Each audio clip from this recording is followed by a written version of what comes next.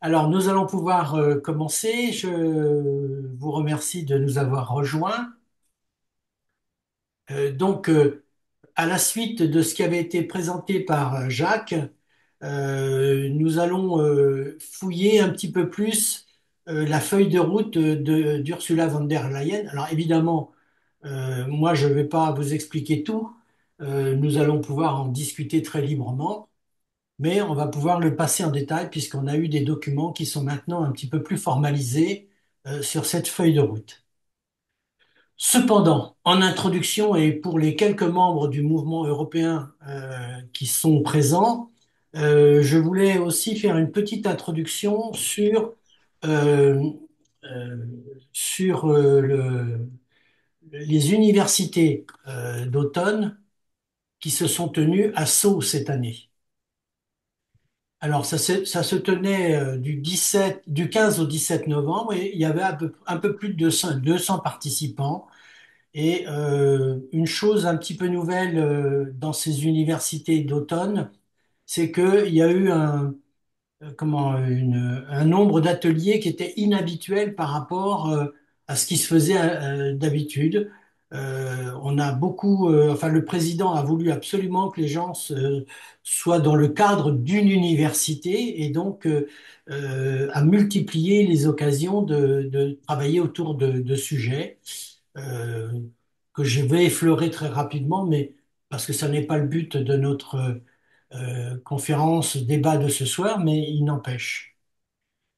Alors, premier élément que le président a souligné, ça a fait l'objet d'ailleurs d'un atelier, il a fait tout un historique sur le mouvement européen et il a rappelé que le mouvement européen se décomposait, était né en 48 et que son inspiration d'origine était une inspiration de, de fédéraliste.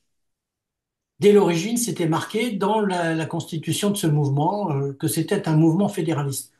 Alors ça s'est continué dans l'Europe du Nord, mais en France, évidemment, notre tentation jacobine a fait que on a récupéré ça à notre sauce et on a gommé un petit peu l'aspect fédéraliste. Mais ça ressort, par exemple, si on fait la comparaison entre la France et l'Allemagne, c'est-à-dire entre la composition du mouvement européen en France et la composition du mouvement européen en Allemagne.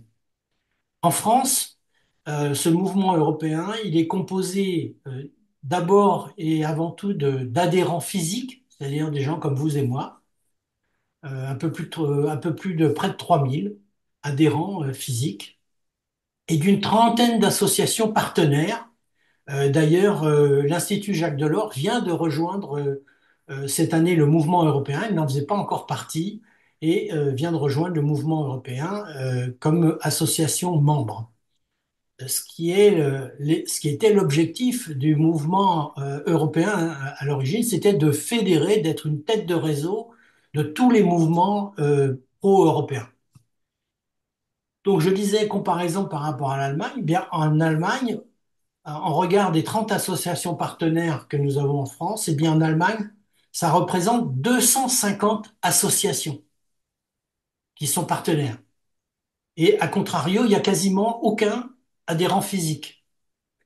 Par contre, dans les associations qui sont membres du mouvement européen Allemagne, vous allez trouver la quasi-totalité des partis politiques, la totalité des organisations syndicales, l'association des dentistes, ou des chirurgiens ou des bouchers, etc. Donc, c'est une association qui est beaucoup plus sociétale que chez nous. Donc, c'est vraiment un mode assez différent. Voilà.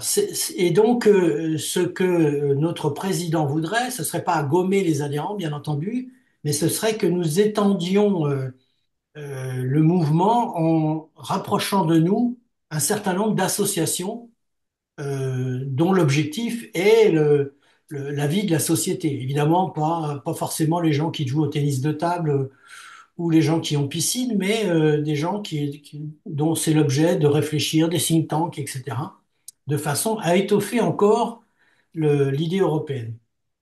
Alors, petit détail, le mouvement européen international son président est Guy Verhofstadt.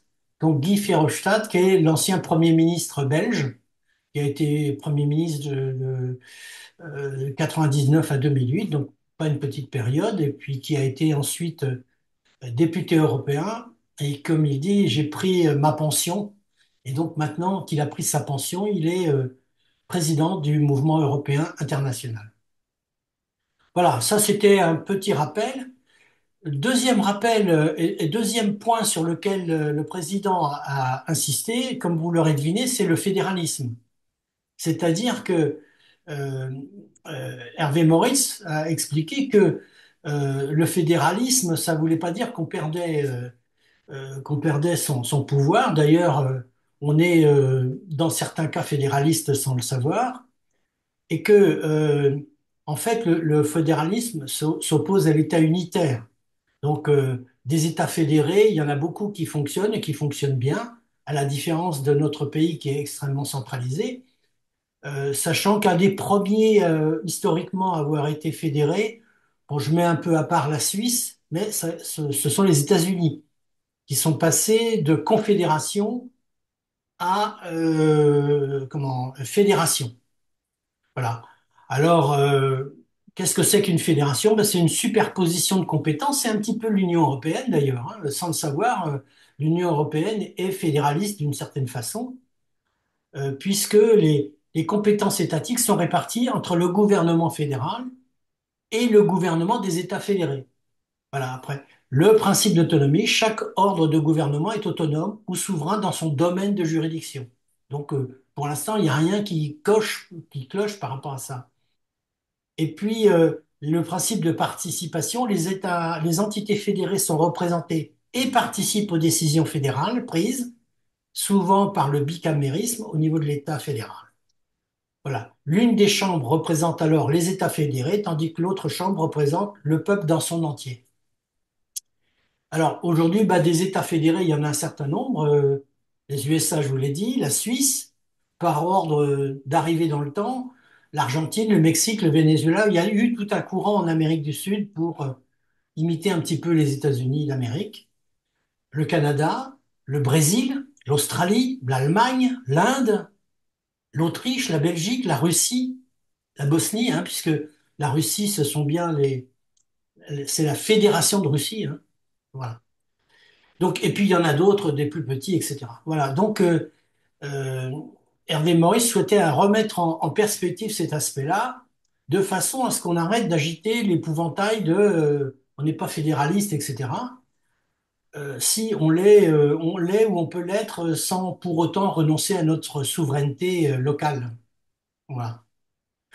Bon, je n'irai pas plus loin sur les ateliers. Je publierai au fil de l'eau les reportages que j'ai pu faire pendant ces universités d'été, mais je voulais d'automne, pardon, mais je voulais quand même faire un petit passage à ce niveau-là. Donc, on va continuer notre exposé. Je reviens sur le tableau que je vous ai présenté ici, que vous voyez certainement maintenant. Voilà. Et puis, on va aller revenir très rapidement sur les élections européennes. Euh, Si vous n'êtes pas daltonien, vous remarquez quand même la prééminence euh, de la couleur bleue, ce qui veut dire qu'effectivement, le Parlement européen s'est élargi du côté de la droite. Alors que ce soit de la droite extrême ou de la droite modérée, euh, ça va jusqu'au jaune qui lui représente Renew, donc les sociaux, on va dire sociaux-démocrates. Voilà. Enfin, sociaux-démocrate, je viens de dire une ânerie. Jacques pourrait me reprendre, puisque socialistes et démocrates sont plutôt ce qu'on appelle la gauche chez nous. Enfin, les socialistes. Voilà. Bon, ça pour rappeler un petit peu la couleur de ce Parlement, de ce nouveau Parlement, et expliquer un petit peu toute la suite. Alors, le contexte, c'est quoi? Bah, c'est le contexte des montées des droites. Jacques en a parlé lors de plusieurs conférences débats qu'il a tenues, c'est-à-dire que un certain nombre de décisions qui ne sont pas prises ou mal comprises par les citoyens font que, eh bien, elles se réfugient soit sur l'extrême gauche, soit sur l'extrême droite, parce que les partis de gouvernement qui sont plutôt au centre, eh bien, ne prennent pas, selon eux, les décisions qui vont bien, et ce qui explique partout en Europe soit enfin, la montée des droites, soit par peur, soit par agacement de renoncement à des décisions qui sont parfois difficiles à prendre. Le deuxième élément du contexte, ben, c'est l'immigration. Il est clair que, et par les différentiels économiques qui s'appliquent de plus en plus entre pays riches et pays pauvres, et par les éléments du dérèglement climatique, eh bien, l'immigration a tendance à augmenter. Il y a un troisième facteur, et ça Jacques l'a souligné à plusieurs reprises, c'est que l'Europe est une population qui est en vieillissement accéléré, et donc ça joue l'attractivité, enfin ça renforce l'attractivité de l'Europe pour les gens qui gravitent autour de l'Europe, hein, c'est clair, puisque des opportunités théoriques d'emploi et donc de revenus sont offertes à des gens qui crèvent la dalle dans leur pays et puis ça n'est pas en train de s'arranger. Alors, troisième élément du contexte, bah, l'agression de l'Ukraine. Ah oui, si, sur l'immigration, quand même, je voudrais dire aussi que euh, tout l'aspect immigration a été monté en épingle par des journalistes peu scrupuleux qui ont entretenu un flou très artistique entre l'immigration légale, les réfugiés et l'immigration illégale, ce qui sont des choses totalement différentes. Alors l'agression de l'Ukraine, c'est effectivement un élément qui pèse lourd sur le contexte européen. D'abord parce qu'il fait peser un risque à tous les pays européens, et c'est pas un risque nul. Enfin, vous pourrez donner votre avis sur le sujet. Ça fait peser donc ça ce risque sur l'Europe, mais ça pose aussi d'autres problèmes. Vous l'avez compris, avec les approvisionnements en énergie, où là, on est obligé de repenser totalement ou quasiment totalement notre manière de nous approvisionner énergie, des fois un peu de manière hypocrite par des chemins détournés au même robinet, mais bon, ben voilà, de toute façon, les peuples réclament de l'énergie pour se chauffer, pour rouler, etc. Et si jamais le carburant vient à monter de quelques centimes où les gens sont dans la rue, donc bon, ben voilà. Et puis, ça pose aussi un autre problème, c'est-à-dire que euh, il faut, euh, il faut aider l'Ukraine. On a décidé d'aider l'Ukraine. Ça veut dire qu'une partie de notre économie est détournée au profit d'une économie de guerre. Et c'est pas sans conséquence non plus sur nos finances. Bon, après, il y a d'autres éléments qui viennent contextualiser tout ça. Ce qui se passe en Hongrie, c'est-à-dire l'attitude d'Orban qui est plutôt pro-russe et qui est pour l'instant suivi par le peuple hongrois, malgré son passé. Ce qui se passe en Moldavie, c'est-à-dire les élections qui ont été partiellement truquées par les Russes. C'est la même chose en Géorgie, mais c'est moins apparu. Et puis, on voit que c'est quand même le candidat pro-russe qui est pourtant pas forcément celui que les Géorgiens souhaiteraient, ils ont quand même voté majoritairement au premier tour pour lui, donc c'est quand même, ça pose question. L'autre contexte, bah, c'est ce qui se passe en mer Baltique, avec des manœuvres russes plus ou moins sympathiques. On a parlé du tuyau Nord Stream, mais on pourrait parler aussi des liaisons fibre optique qui ont été arrachées par un navire chinois commandé par un capitaine russe, enfin bon, etc. Il y a l'attitude de la Chine qui est pour le moins ambiguë, et puis celle de la Corée du Nord qui est là carrément euh, menaçante, puisque ils ont rejoint la Russie dans la lutte contre contre l'Ukraine. Autre élément du contexte, ben, les élections américaines. Maintenant, elles sont terminées. On sait que le prochain président, ce sera Donald Trump, à moins qu'il ait une apoplexie d'ici là, mais ça pose des tas de questions parce qu'il est parfaitement imprévisible. Et on le voit bien avec les déclarations qui fusent dans tous les sens, y compris celles de son fils. Euh, il y a l'économie. L'économie, donc on en a un peu parlé du fait que l'Europe s'est tournée vers une économie de guerre, et donc c'est pas sans poser des questions. Et puis le renchérissement du coût de l'énergie qui pose de sérieux problèmes en Allemagne, et également, eh bien, qui fait que aussi les Chinois, qui n'ont toujours pas de barrière par rapport à nous, tentent de nous investir au niveau des voitures électriques. Alors, dans ce contexte, il y a eu également un coup de gueule contre Viktor Orban, c'est-à-dire que c'est assez inédit aussi le fait que la présidente de la Commission s'en soit pris à un des représentants d'un des 27 pays, et de façon assez violente, l'accusant de faire, de jouer contre son camp. Il y a l'éclipse de la France, ça fait partie du contexte. Jacques en a parlé. C'est quelque chose qui doit être pris en compte parce que ça veut dire que certaines décisions ne seront pas forcément favorables à notre pays. Et puis, il y a la mise en place de la nouvelle gouvernance qui n'est pas neutre. On en reparlera après. Voilà. Avez-vous des commentaires par rapport à tout ça?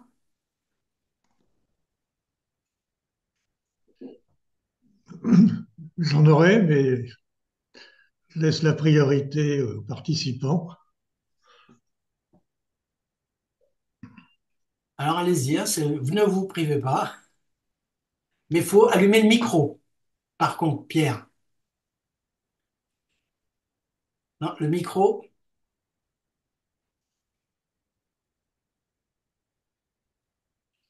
Ah, il y a un problème de micro. Bon, Les Jacques, en micros sont attendant. éteints. Comment?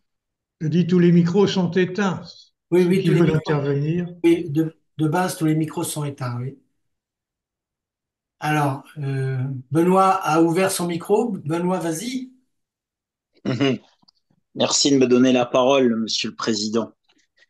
Par rapport à la question des élections américaines, les résultats étant ce qu'ils sont, et je dirais n'a pas nécessairement vocation à donner des leçons aux autres pays. Euh, la question est peut-être comment finalement ces événements vont obliger les États européens à se prendre en main, notamment sur les questions de défense, ce sur quoi auparavant ils avaient un petit peu esquivé le sujet. Donc, dans quelle mesure ça peut être une opportunité plutôt que le considérer comme une menace, étant donné les résultats des élections qui se sont déroulées de manière démocratique. Premier point. S'agissant de l'économie, alors sur l'économie, peut-être effectivement ne plus être nécessairement dans une position où il y a eu une époque où on pensait que effectivement l'ouverture généralisée et sans frontières des marchés était effectivement le modèle à privilégier et notamment par rapport aussi à la volonté de maintenir des bonnes relations avec les autres pays et donc d'une autre façon préserver la paix. Se dire qu'effectivement le modèle a changé. Aujourd'hui, il y a des acteurs économiques, des grands groupes mondiaux qui se réorganisent par continent plutôt que d'avoir une économie mondialisée. Donc, ça veut dire que ces grands acteurs mondiaux ont anticipé, en tout cas, ce redécoupage des continents. Et donc, l'Europe doit-elle en tenir compte dans la manière de gérer ses échanges avec les autres pays? Et donc, ça veut dire qu'il n'y a pas que l'histoire des voitures électriques, il y a aussi des sujets d'actualité dont on parle régulièrement, comme les échanges, notamment en matière d'agriculture. comment considérer effectivement cette agriculture européenne par rapport à effectivement d'autres continents qui n'ont pas nécessairement nos mêmes règles. S'agissant de l'immigration, effectivement, il y a cette question-là qui est posée et qui pose de plus en plus de problèmes d'acceptabilité pour les populations, même dans des pays, on va dire, du Nord, qui, bien qu'ayant des gouvernements, on va dire, plutôt sociodémocrates, libéraux, modérés, etc., ont pris un certain nombre de mesures. Ce qui veut dire que, à leurs mesures, peut-être pour éviter certaines montées d'extrémisme, ils ont pris la mesure des choses avant que ça ne, on va dire que ça ne s'empire. Donc ça aussi, c'est une question à poser sur par rapport à cette acceptabilité. Et puis peut-être aussi se poser la question de comment effectivement sur le long terme contrer cette tendance un peu au vieillissement des pays qui composent l'Europe. Après, sur la question, alors c'était Hongrie, Moldavie, non, tout ça, élection américaine. Non, bah c'est bon, j'en ai fini. Merci pour votre écoute. Merci Benoît. Jacques, Oui, alors quelques réflexions. Tout d'abord, en ce qui concerne la progression de la droite dans l'Union européenne. Je rappelle que la progression de la droite est une tendance lourde et universelle. Lourde vient de loin, ça fait plusieurs décennies, c'est pas tout récent. Et deuxièmement, ça concerne bien sûr l'Europe, mais aussi les États-Unis, on vient de le voir. Et cette tendance lourde et universelle a fait l'objet d'un déni pendant trop longtemps par les dirigeants, les élites politiques occidentales, avec les conséquences que l'on peut voir aujourd'hui. Premier point. Deuxième point, en ce qui concerne le fédéralisme. Ne faisons pas marche arrière. Quand on aborde le fédéralisme, il faut connaître un petit peu le droit constitutionnel.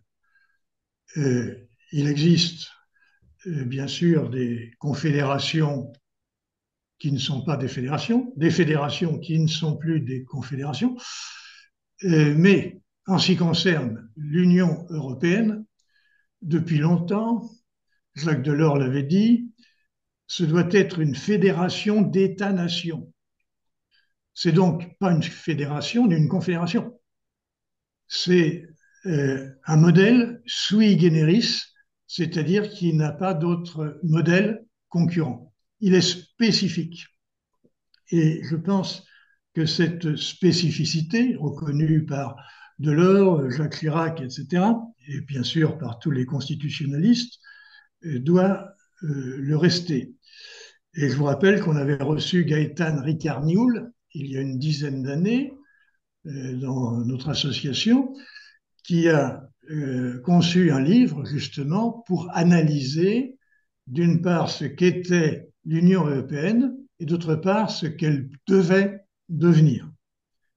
Ce n'est pas une fédération. Voilà. Et en ce qui concerne, si vous voulez, un choix personnel, je pense qu'il faut faire très attention quand on agite la notion de fédération, de fédéralisme. On rassemble à peu près 5% des Français et on en rejette à peu près 95%. Donc, il serait souhaitable que le mouvement européen France ait conscience de cela. Et d'autre part, dans l'Union européenne, vous avez bien sûr une partie fédéraliste, qui concerne par exemple tout le commerce, tout le marché unique. Le marché unique est construit sur une base fédérale, mais il a ses limites, ce marché unique, et dans d'autres domaines, la défense, par exemple, on n'est pas du tout dans une situation fédérale, et a priori, très peu de dirigeants dans l'Union européenne souhaitent aller dans cette direction et sacrifier les quelques pouvoirs qui leur restent. Et à la veille d'un élargissement, il faut faire attention au modèle que l'on propose. Il ne faut pas proposer un contre-modèle qui va faire fuir des gens qui n'en veulent pas. Mais là, Ah, tu vas comment, déflorer le sujet de la suite, Jacques. ah, alors, je m'arrête sur ce sujet. Pierre, Euh, un commentaire? Merci, Jacques. bon, bon, Pierre? Ah non, Jacques voulait rajouter quelque chose. Oui, excuse-moi. 3 points complémentaires. Les élections aux États-Unis, il faut faire attention quand on analyse les résultats. Trump a été élu, 58% des votes contre euh, Harris. Mais si on regarde le vote des électeurs, et non pas des grands électeurs, 58% c'est les grands électeurs, si on regarde le vote des électeurs, Trump a 50, quelque chose. La différence entre Trump et sa concurrente, c'est de 0,9%. C'est pas grand-chose. Hein. Alors, c'est aussi un des inconvénients d'une fédération. Euh, Dernier point sur bon, l'économie, je pense qu'on aura l'occasion d'y revenir. Simplement, on parle de l'éclipse de la France. Je pense qu'il faut faire attention. L'Union européenne vit en ce moment des grandes difficultés dans les deux principales puissances fondatrices, la France, mais aussi l'Allemagne. Ceci ne sera pas sans conséquence sur l'ensemble de l'Union et son avenir dans les 5 prochaines années. Je m'arrête. Merci, Jacques. On continue, on déroule, mais là, rapidement, puisqu'on en a déjà parlé les fois précédentes, Jacques s'est exprimé également sur le sujet. Des gens, enfin des experts, comme Jean Pisani-Ferry, Mario Draghi, Thierry Breton se sont exprimés sur la nécessité de passer, pour le moins, à la vitesse supérieure au niveau de l'Europe, si on veut ne pas être distancé par les autres blocs, que sont les États-Unis, la Chine, dans une moindre mesure l'Inde, etc. Et donc, certains ont parlé de stopper le décrochage de l'Europe, comme Jean Pisani-Ferry. Mario Draghi, qui lui est très pragmatique, dit si on veut rattraper notre retard, parce que retard il y a, eh bien, on a tout intérêt à investir entre 750 et 800 milliards d'euros par an, au moins pendant 10 ans. Où est-ce qu'on va trouver cet argent-là? C'est une question, hein. Thierry Breton qui rappelle que l'ère de la naïveté s'est terminée, j'aimerais le croire, parce que c'est pas évident que ce soit terminé. Et c'est pourtant vrai que dans beaucoup de sujets, on a été très naïf, notamment sur la mondialisation. Donc voilà. Et puis un dernier, non, oui, un dernier expert, Enrico Letta, l'Espagnol, qui a fait un rapport qui explore les Non, pistes pour italien. réformer le marché unique européen. Parce que nous avons besoin de réformer ou de terminer le marché unique qui n'est pas terminé. Jacques l'avait souligné la fois précédente. Le marché des capitaux est loin d'être clos et d'être européen, ce qui nous a interdit de mobiliser des fortes sommes d'argent au niveau européen, parce que notre système bancaire, il est par pays. Et puis, comment il y a également l'Europe de la défense, ça pose question. L'Europe de la défense qui commence déjà par mettre un peu d'ordre dans notre industrie, puisque je crois, alors j'ai retenu des chiffres qui disent qu'il y a 25 producteurs d'armement aux États-Unis et il y en a 150 en Europe. Donc peut-être qu'on aura besoin de nettoyer un petit peu, puis de regrouper des gens pour prendre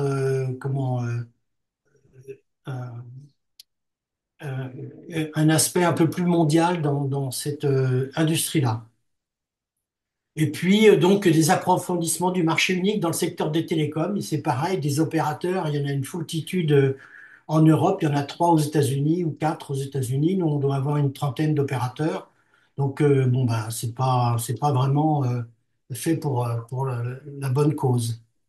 Voilà. Et puis, il rappelle que l'Europe ne doit pas céder son rôle de leader manufacturier à d'autres, mais je crains que pour ça, ce soit un vœu pieux, puisqu'on est déjà très loin de notre leadership à ce niveau-là. Donc voilà, ce qu'ont dit ces trois ou quatre experts.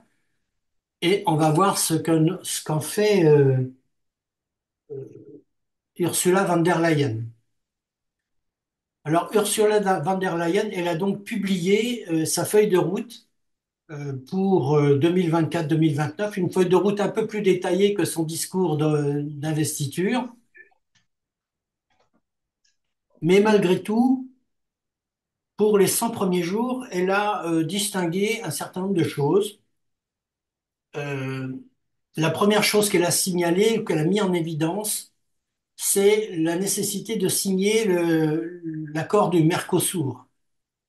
Mercosur qui est très contesté chez nous et en Pologne. Et bon, les arguments qui sont déployés par les uns et par les autres ne sont pas toujours d'une pertinence absolue, même s'ils doivent être pris en compte. Je vais vous donner un ou deux exemples au passage. Ah, revoici Pierre, tant mieux. Euh, Par exemple, on parle les paysans mettent en avant le fait qu'on va être inondé par la viande bovine d'Amérique du Sud. Or, le marché du Mercosur représente entre 1 et 2% du marché global de la viande en Europe. Donc, certes, c'est important, mais il n'y a pas de quoi déstabiliser les marchés. Et puis, c'est souvent du produit haut de gamme parce que sinon, ça n'aurait pas beaucoup d'intérêt pour les Américains du Sud. Ensuite, on parle de l'arrivée de ces produits, mais ces produits sont déjà présents et taxés. Ça n'empêche pas la consommation en France. Dans certaines chaînes de restaurants bien connues, eh bien, on consomme déjà du bœuf argentin ou autre. Mais ce sont les Chinois qui ont la prééminence sur la consommation de la viande en provenance d'Amérique du Sud parce que ils ont un gros problème, eux, ils ont la peste porcine qui les a obligés à décimer leurs élevages et donc ils achètent tous les contingents de viande qu'ils peuvent trouver sur le marché. Alors on va parler aussi du soja. Ben, le soja, moi j'ai toujours entendu parler du soja. Si vous allez à Saint-Nazaire, l'usine doit avoir 40 ou 50 ans qui traite le soja qui est en provenance du Brésil. Ça, c'est pas nouveau. Donc, et ça les arrange bien. D'ailleurs, les agriculteurs n'en parlent pas trop du soja qu'ils donnent à leurs bêtes. De la même façon, les poulets qu'ils achetaient au Brésil et puis qu'ils revendaient à l'Afrique, qui ont complètement détruit les filières ovines, enfin, ces filières de viande en Afrique, ça n'a pas posé de problème aux paysans français.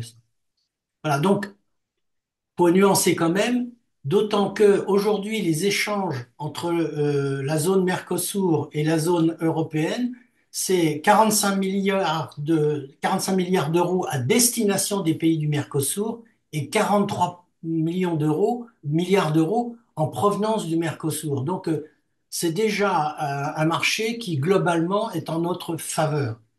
Alors certes, c'est pas en faveur forcément des paysans. Il y a peut-être d'autres moyens de protéger les paysans que de ficher le bazar comme ça ou de ne pas accepter ce marché.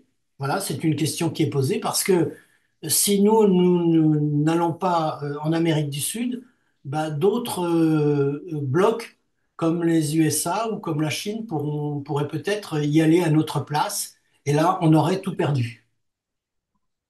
Voilà, bon, ça c'est donc notre deal. Alors les Français s'y opposent, les Polonais s'y opposent, ils ont raison aussi parce que la manière de produire n'est pas forcément totalement aux normes européennes, mais de toute façon le marché européen dit ce qui va rentrer en Europe devra répondre aux normes européennes, c'est déjà une obligation. Après, est-ce qu'on est capable de le contrôler? Ça c'est une autre affaire. Ensuite, pour ce qui concerne la déforestation, eh bien, cette déforestation, elle concerne essentiellement le Brésil. Elle est déjà en cours depuis longtemps et c'est pas le fait d'importer de la viande argentine qui va résoudre le problème de la déforestation en Argentine, c'est plutôt le problème du soja ou de l'huile de palme. Voilà, donc je pense qu'aujourd'hui, il y a une instrumentalisation du Mercosur auprès des paysans français pour des raisons que j'ai du mal à discerner, mais que peut-être certains d'entre vous maîtrisent mieux que moi. Alors, deuxième aspect Euh, la Commission veut tout faire pour prévenir une guerre commerciale avec les États-Unis. Là, la guerre commerciale avec les États-Unis, ça, je pense qu'on aura du mal à s'en affranchir. J'ai vu que Benoît avait levé la main, mais il va devoir patienter et garder sa question pour tout à l'heure. Alors, un Clean Industrial Deal. Des pans entiers de l'industrie européenne souffrent et se demandent comment se conformer aux objectifs environnementaux de l'UE. C'est vrai qu'ils sont très forts. Eh bien, Ursula von der Leyen se propose de rapidement simplifier les règles de façon à rassurer les industriels sur la trajectoire à opérer, puis ne pas en rajouter. Il y a un livre blanc sur la défense qui est en cours. Le livre surtout pour objet de regarder comment on peut financer cette défense européenne, c'est-à-dire comment on peut mobiliser des fonds. Et là, on revient au sujet du marché unique des capitaux, qui n'est pas encore une réalité en Europe. Donc là aussi, il y a des choses à faire. Alors, il faut néanmoins répondre au malaise des agriculteurs européens. Donc, ça fait partie des choses à faire dans les 100 jours. Qu'est-ce que propose Ursula von der Leyen? Pour l'instant, ça reste à discuter. Mais il y a une piste qui est la chaîne de valeur alimentaire, c'est-à-dire que, encore une fois, on regarde entre ce que touche un agriculteur et ce que récolte la chaîne de distribution qui est placée entre le consommateur et l'agriculteur. C'est pas nouveau, mais ça n'a pas fait l'objet de beaucoup de transformations et il y a beaucoup de gens qui se sucrent entre les deux. Alors, dans les 100 jours, une étude sur l'impact de l'élargissement. Donc, comme ça, pris au hasard, l'Ukraine, pays de 44 millions d'habitants et superpuissance agricole, absorberait des fonds gigantesques selon les règles actuelles. Ça veut donc dire qu'avant d'élargir, nous devons revoir un certain nombre des règles de fonctionnement de l'UE, notamment la PAC. Parce que sinon, on risquerait de voir les pays se monter les uns contre les autres, surtout si l'Ukraine, nouvelle arrivée, pompait tous les subsides de l'Europe. Bon, on parle de sécuriser les systèmes de santé. Oui, c'est vrai, il y a eu des tas d'hôpitaux en Europe qui ont été attaqués, de la cyberattaque, c'est surtout dû aux Russes. Bah, je pense que ça devrait être fait. Pour moi, c'est pas une urgence, c'est une nécessité absolue qui devrait être prise en compte depuis bien longtemps. Et donc, bon, je ne sais pas si c'est vraiment l'urgence des 100 jours que de s'attacher à ça. Et puis, euh, après le cruel diagnostic du rapport Draghi, comme elle le dit, il faut favoriser l'accès des startups du secteur de l'intelligence artificielle à des supercalculateurs européens pour avoir des puissances de calcul équivalentes à celles que mettent en œuvre les États-Unis et les Chinois. Mais je pense qu'il faut aussi penser au financement de ces startups parce qu'on a, malgré ce que l'on dit depuis des décennies maintenant, toujours pas la même chance de trouver des capitaux quand on est une start-up. Mon fils en a fait l'expérience, je crois que je l'avais déjà dit. Il est allé 8 jours aux États-Unis pour parler de sa start-up, entre autres, parce qu'il venait pas pour ça. Il a eu 10 propositions de financeurs américains en moins d'une semaine, alors qu'en France, ça faisait déjà 6 mois qu'il cherchait de l'argent. Voilà, donc ça montre un petit peu le déséquilibre qui peut exister entre nous. Et puis, de nouveau, elle parle de rouvrir un certain nombre de textes qui imposent de fortes contraintes administratives aux entreprises. Donc, simplification, simplification, simplification. Ça, c'est les 100 jours. Voilà. Alors, je crois que Benoît voulait faire un commentaire. S'il veut le faire maintenant, qu'il le fasse ou qu'il se taise à jamais. Merci, Monsieur le Président. Oui, par rapport à la question de l'agriculture, dans les éléments exposés, je voudrais juste apporter une petite contribution. C'est concernant le modèle d'agriculture et notamment pour tout ce qui concerne l'élevage, bien avoir conscience qu'aujourd'hui, entre ces pays d'Amérique du Sud et qui finalement ont aussi un modèle proche de celui des États-Unis, on est sur comment dire, des entreprises qui ont au moins 6 fois la taille d'un éleveur France, notamment. Donc, il faut juste bien voir que derrière tout ceci, il y a aussi la crainte chez une partie des agriculteurs de voir s'importer progressivement un autre modèle d'agriculture. Voilà, c'est tout la contribution que je voulais faire. Merci Benoît. Jacques, tu voulais intervenir?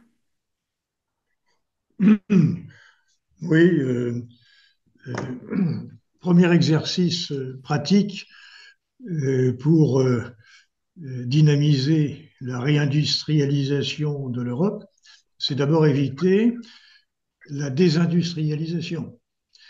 Et le secteur automobile va être un exemple d'actualité. Et notamment, l'automobile est très secoué par les décisions proposées par la Commission européenne au cours du mandat précédent d'Ursula, qui avait fait de l'écologie sa priorité. Et quand on va trop loin, trop vite, on provoque des catastrophes. Et nous sommes à la veille d'une catastrophe dans le domaine de l'automobile. Et ce n'est pas les Chinois qui en seraient responsables, ni même les Américains, mais ce seraient les Européens. Alors, est-ce que la Commission va retrouver la sagesse dans les 100 jours qui viennent? On le verra sur le problème de l'automobile. Mais attention, il ne faut pas laisser le pouvoir aux militants. Il vaudrait mieux que le pouvoir, notamment économique, soit entre les mains de responsables. Euh, un responsable, notamment, définit sa stratégie et, l'ayant définie, après les consultations avec les hommes de l'art ou qui sont plongés dans les réalités, il faut s'y tenir. Et c'est un des défis de cette nouvelle Commission européenne. Où sont les plans concernant l'économie? Où sont les plans concernant l'industrialisation? Où sont les plans concernant l'extension du marché unique? Pour l'instant, il n'existe pas. Merci Deuxième Jacques. point, l'Ukraine. On a promis un élargissement vis-à-vis de l'Ukraine rapidement, sans examiner les conséquences. Les conséquences en matière d'agriculture, bon, tu viens de les évoquer, mais il y en a d'autres en matière économique, par exemple de reconstruction. Avant la reconstruction, il faut déjà financer la guerre. Et, et la répartition du pouvoir à l'intérieur de ce qui n'est pas encore une fédération, mais qui pourrait le devenir, va poser problème. Ça veut dire que le centre de gravité politique est en train de se déplacer encore davantage vers l'Est. En ce qui concerne l'Ukraine, il me semble qu'il serait éminemment souhaitable de se pencher sur ce que pourrait être une négociation et la construction d'une sécurité européenne après, disons, la cessation des hostilités. Dernier point sur les startups, eh bien, nous engrangeons aujourd'hui la surréaction européenne par rapport à la crise des subprimes qui a commencé en 2008 aux États-Unis. Les Américains étaient moins loin que nous, mais les Européens ont trop appliqué ce qui était négocié dans le cadre de la BRI, vous savez, la Banque des règlements internationaux à Bâle, qui en fait inspire la réglementation bancaire internationale. Et nous avons été tellement loin en tant qu'Européens qu'on a complètement détruit le financement des startups qui existaient en Europe et notamment en France, dans le cadre de Natixis. Toutes les équipes de Natixis ont été, disons, priées d'aller planter leurs choux ailleurs, ce qu'ils ont fait d'ailleurs. Bon, et maintenant, il faut réinventer ça et on va être confronté à un problème. C'est très difficile de former techniquement lorsque les générations qui connaissaient le métier ont disparu, parce que nos professeurs de financement de l'innovation ne sont plus là. Il faut retrouver des professeurs, il faut retrouver une expérience, il faut reconstruire des institutions et refaire euh, une expérience de financement. Et pratiquement, lorsqu'on finance de l'innovation, eh bien, pendant 5 6 ans, on enregistre des pertes. Les profits importants n'arrivent que par la suite. Donc, il va y avoir un moment très difficile à survivre, alors que les Américains sont tout à fait opérationnels dès aujourd'hui. Merci Jacques. Pierre, vous vouliez prendre la parole. Oui, merci. Excusez-moi, tout à l'heure, j'ai eu des problèmes de micro et quand j'ai voulu réintégrer, je suis sorti, quand j'ai voulu réintégrer, vous aviez changé De de, séquence, oui. de séquence et moi je me battais avec la première séquence et je me disais, j'ai un problème. Bon, oui, je voulais dire aussi quand vous parliez d'Orban tout à l'heure, euh, c'est que actuellement Orban est quand même le président en titre pour 6 mois, d'accord, mais de l'Union européenne, hein, Sinon de l'Union, au moins de du Conseil de l'Europe, oui, de du l'Union Conseil de européenne. l'Europe, hein, qui lui permet d'aller rencontrer Poutine. Euh, bon, enfin, Sans euh, mandat. sans aucun mandat. Euh, Merci. oui, j'avais une autre idée, mais oui, concernant la PAC, et vous parliez tout à l'heure de la centralisation française, le côté jacobin de l'administration française, qui est sa raison d'être. Parce que si on lui enlève ça, elle perd beaucoup de sa justification. J'ai vu des reportages où on s'aperçoit que même à l'intérieur de l'Europe, la réglementation alimentaire euh, européenne, française, est plus drastique que la réglementation européenne, en imposant des normes encore plus sévères pour les cultivateurs français qu'elle n'existe déjà en Europe. Il faudrait peut-être revenir à un peu de raison, à savoir raison garder, comme dit le proverbe. Oui. Euh, Alors, vous avez raison sur ce sujet-là, sur ce point particulier, là, pour l'autre aussi, bien sûr. Mais moi, pour avoir discuté avec des agriculteurs, plus précisément des éleveurs, ceux-ci m'expliquaient qu'ils ne voulaient pas moins d'Europe, mais plus d'Europe.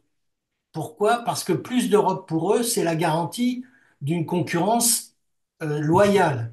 bien Alors que sûr, aujourd'hui, ce qu'ils subissent, ils subissent la loi de lobby français, notamment des laitiers, euh, qui impose des critères de qualité du lait qui font qu'un agriculteur français vend sa tonne de lait entre 400 et 450 euros pour des problèmes de normes bactériologiques, alors qu'un Allemand les vend entre 500 et 550 euros la tonne.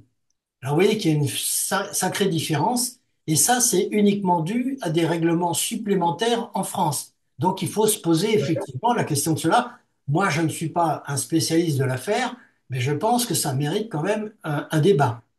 Voilà. Et c'est pas le seul règlement qui handicape, enfin, on va dire le surrèglement qui handicape les agriculteurs français.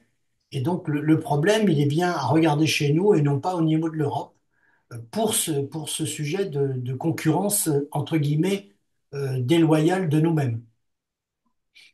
Alors, on va continuer notre petite exploration de la feuille de route de Ursula von der Leyen. Alors, qu'est-ce qu'elle raconte, Ursula? Elle dit, nos entreprises évoluent dans un monde instable, marqué par une concurrence déloyale accrue, une hausse des prix de l'énergie, des pénuries de compétences et de main-d'œuvre, et des difficultés d'accès au capital dont elles ont besoin. C'est un petit peu le résumé de tout ce qu'on a dit auparavant. Donc, voilà. Le monde est engagé dans une course qui désignera le premier à parvenir à la neutralité climatique et à mettre au point les technologies qui façonnent l'économie mondiale pour les décennies à venir. C'est-à-dire qu'elle ne renie quand même pas le chemin qui est donné par l'Union européenne vers une économie verte, en tout cas décarbonée. Voilà. Et puis, elle ajoute enfin, dans son préambule, Le prochain rapport de Mario Draghi sur la compétitivité sera aussi une source d'inspiration pour réaliser ce travail. C'est-à-dire qu'elle prend en compte, ou en tout cas il le dit, les recommandations du rapport de Mario Draghi. Alors je ne vais pas vous faire un résumé là-dedans parce que je crois qu'il fait 400 pages, donc ce sera pour une autre fois. Par contre, on va essayer de reprendre point par point, en essayant de ne pas s'apesantir de trop, les éléments qui sont listés sur le PowerPoint que je vous mets là. Donc, faciliter l'activité des entreprises, ça veut dire quoi? Ben, ça veut dire achever le marché unique dans des secteurs tels que les services, l'énergie, la défense, la finance, les communications électroniques et le numérique. Une nouvelle approche en matière de politique de concurrence plus favorable aux entreprises qui se développent sur les marchés mondiaux. Vous l'aurez compris, un épisode Schneider-Legrand qui voulait s'associer et que Madame Verstappen a empêché, c'est fini. C'est-à-dire que faire d'entreprises européennes des leaders mondiaux, c'est plutôt à l'ordre du jour. Ça serait plutôt une bonne nouvelle. Les 24 millions de PME européennes créent des emplois de qualité ancrés dans les communautés locales. Voilà, bon, ben c'est un. Mais elles sont encore, comme de nombreuses entreprises, confrontées à de nombreuses difficultés. Nous devons faciliter la vie des entreprises et leur permettre d'exercer avec plus de rapidité leur activité en Europe. Donc, c'est faire tomber un certain nombre de barrières administratives, c'est ce qu'on a bien compris. Alors, nous nous attaquons également à la mosaïque des réglementations nationales qui compliquent l'exercice d'activités commerciales dans différents pays de l'UE. Bon, ben ça, on en parle.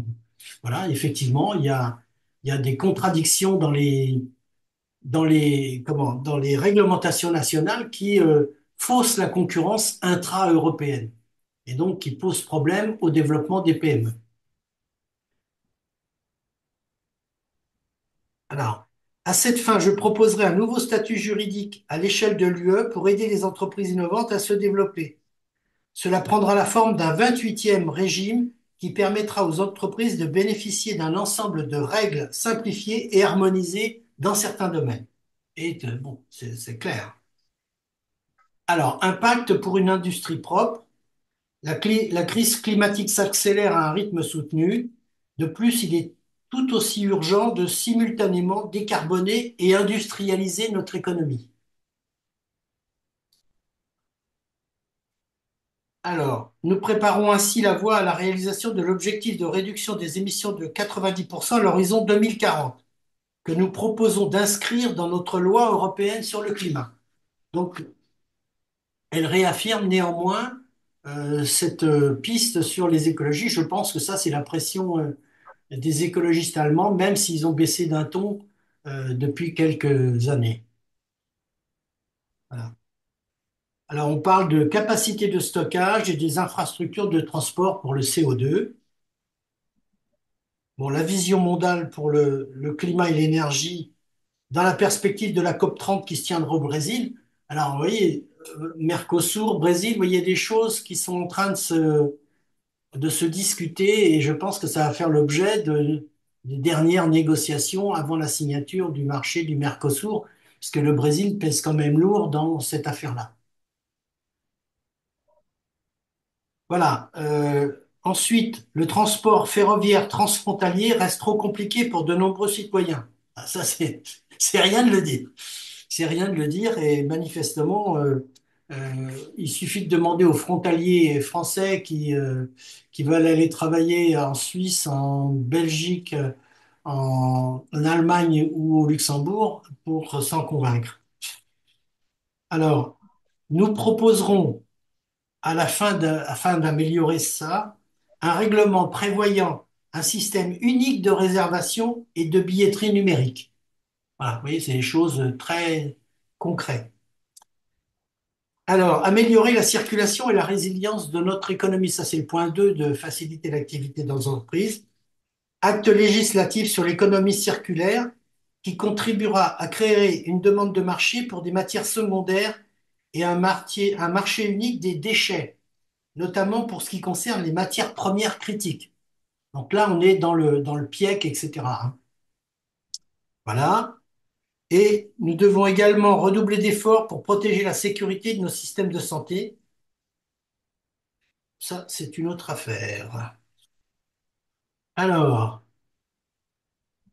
stimuler la productivité par la diffusion de technologies numériques. La compétitivité de l'Europe est entravée par sa productivité qui est inférieure à celle de ses concurrents directs à l'échelle mondiale.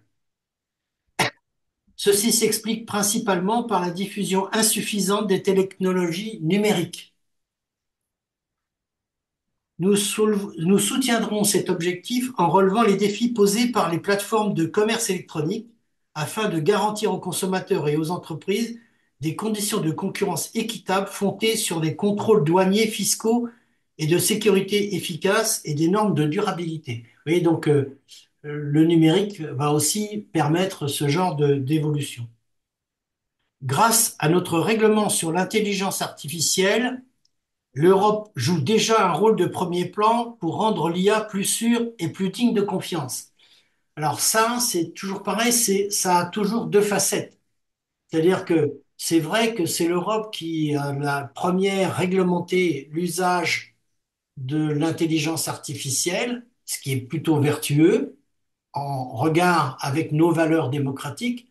Mais d'un autre côté, c'est aussi quelque chose qui est, comme les normalisations, qui est propre dans une industrie émergente à bloquer les initiatives, à bloquer l'innovation plutôt que de la favoriser. Donc, c'est à double tranchant. L'Europe a besoin d'une révolution dans le domaine des données, ben ça c'est clair, puisque aujourd'hui, nous confions toutes nos données à des opérateurs américains, que ce soit Google, Microsoft, Apple, etc. C'est-à-dire que le fait que nous ayons un open data en Europe, ça ne sert à pas grand-chose puisqu'on est incapable de l'utiliser ou alors on est obligé de racheter les informations aux Américains alors que c'est nous qui constituons les bases de données. Donc là, il y a réellement quelque chose à faire. Placer la recherche et l'innovation au cœur de notre économie, eh bien, augmentation des dépenses en matière de recherche pour se concentrer davantage sur les priorités stratégiques, sur la recherche fondamentale novatrice et l'innovation de rupture, ainsi que sur l'excellence scientifique. Bon, c'est bien, mais moi, ça me semble comme ça un vœu pieux parce qu'aujourd'hui, si nos chercheurs vont chercher ailleurs, c'est surtout un problème de rémunération et de moyens de recherche. Donc là, il y a effectivement de l'argent à mobiliser pour que les chercheurs cherchent chez nous et trouvent surtout. Voilà. Et puis, afin de faciliter le passage des biotechnologies du laboratoire à l'usine, puis leur mise sur le marché, nous proposerons un nouvel acte législatif européen sur les biotechnologies en 2025. Alors, décupler les investissements.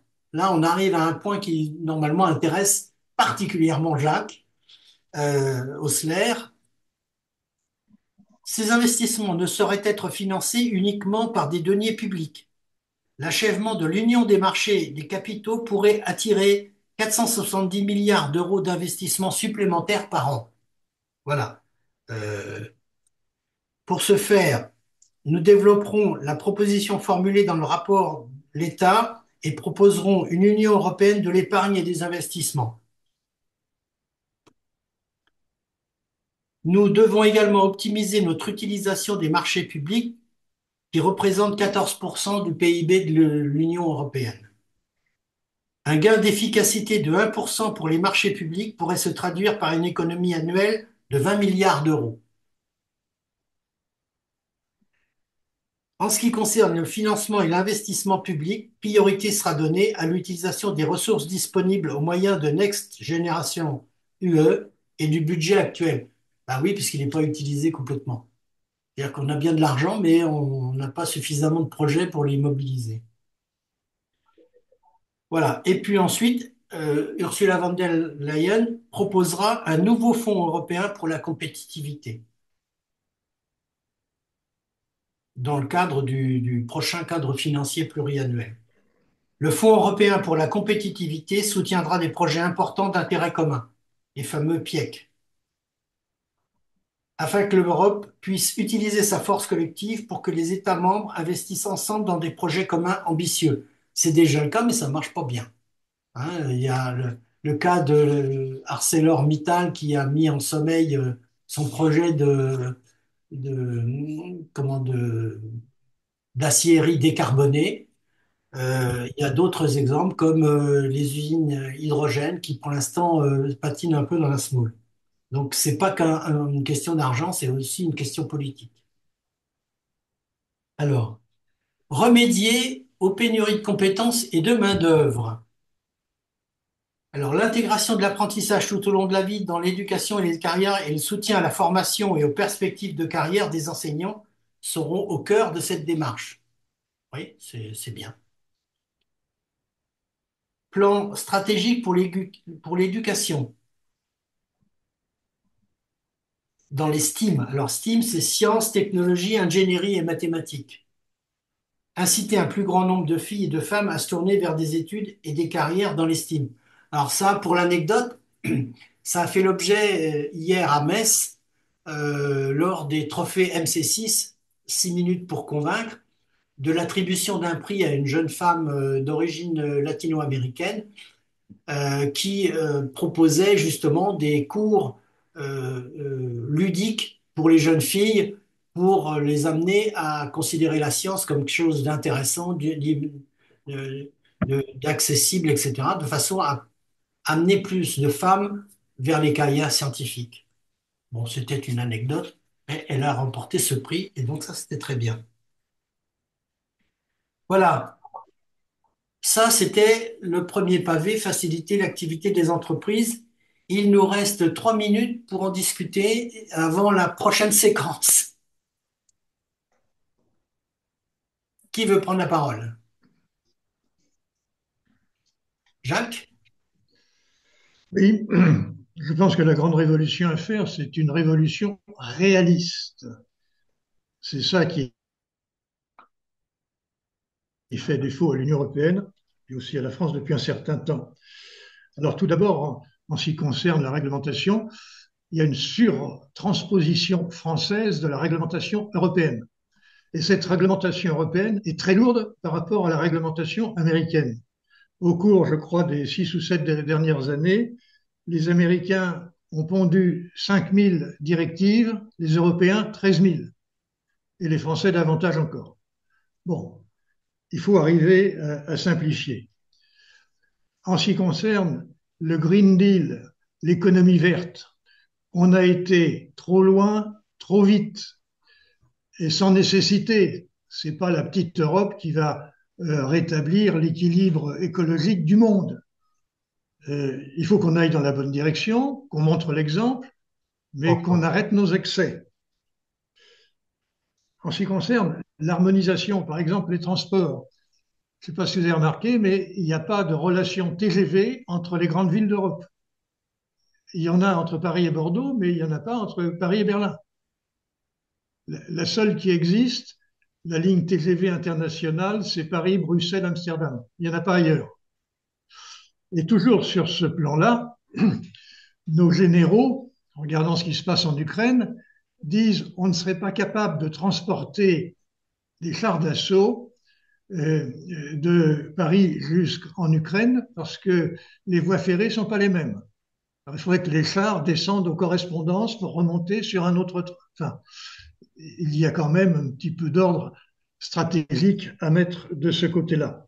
Alors, tout d'abord, c'est pour vous présenter un petit bouquin. Alors, ce livre, c'est Enrico Letta, Des idées nouvelles pour l'Europe. Les 2 tiers du livre, c'est l'enquête qu'il a conduite pendant plus d'1 an pour pondre son rapport.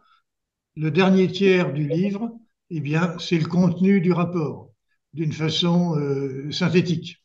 Donc, si vous voulez, vous pouvez lire ça. Tout à l'heure, une question a été posée sur le financement de la recherche et des budgets recherche. Alors, si on compare en gros, Les États-Unis ont un budget recherche à peu près entre 2 et 3 fois supérieur à l'Europe. Hein, c'est de l'ordre de 3,50% contre 1,50, disons, en Europe. Je voulais souligner aussi au passage que le financement de la recherche et tous les investissements qui sont à faire, c'est bien sûr une question de volonté politique, mais pas seulement. C'est aussi une question de possibilité économique. Et pour qu'il y ait une possibilité économique, il faudrait que l'on sorte du trou conjoncturel dans lequel l'Europe est en train de s'enfoncer en ce moment, alors que les Américains sont plutôt en phase printanière, notamment avec l'IRA qu'ils ont mis au point pour attirer vers eux les investisseurs européens. Et dernier point aussi sur ce sujet, il faudrait s'interroger sur, d'une part, la mondialisation, enfin, que les anglo-saxons appellent la globalisation, parce qu'elle s'est accompagnée d'une financiarisation de l'économie. C'est-à-dire que les investisseurs ont recherché beaucoup plus des plus-values financières sur les marchés que des rentabilisations d'investissements dans l'économie réelle. Il faudrait s'interroger là-dessus pour mettre fin à ce biais de comportement. Et d'une façon générale, on a vu la liste de courses, elle est importante, elle est diversifiée. Si on veut arriver à la maîtriser, il faut hiérarchiser les priorités et planifier leur exécution. C'est ce que recommande Mario Draghi. Alors Draghi et l'État, c'est deux Italiens qui sont en train de concevoir la politique européenne de demain. Je m'arrête là. Merci, Jacques. Alors, est-ce qu'il y a d'autres interventions? Sinon, je continue. Donc, le point 2, une ère nouvelle pour la défense et la sécurité européenne. Faire de l'Union européenne de la défense une réalité. Alors, euh, pour mettre ça en perspective, les dépenses combinées de l'UE consacrées à la défense entre 99 et 2021 ont augmenté de 20%.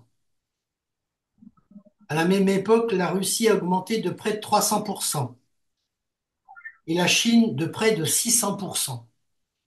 Nos dépenses à nous sont trop cloisonnées, disparates et pas assez européennes, cela doit changer.